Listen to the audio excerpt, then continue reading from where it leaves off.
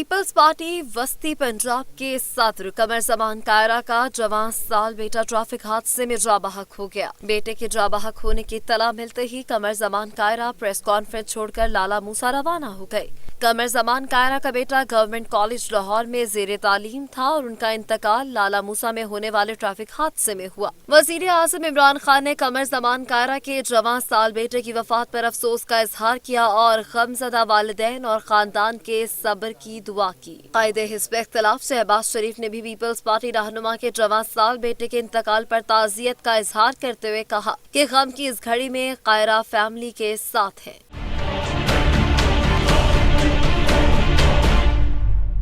Chairman Peoples Party Bilawal Bhutto ने कमर जमान कायरा से उनके बेटे के इंतकाल पर ताज़ियत करते हुए कहा कि जवान साल बेटे के इंतकाल की अंदोहना खबर सुनकर शदीद सदमा हुआ। खुदा से मरहूम के दर्जात की बुलंदी के लिए दुआ को हूँ। ISPR के मुताबिक army chief general Qamar Javed Bajwa ने जवान साल उसामा कमर के इंतकाल पर अफसोस का इजहार किया है। आर्मी चीफ ने सोगवार वालिदैन के लिए नाकाबिले तलाफी सदमा बर्दाश्त करने की दुआ भी की है।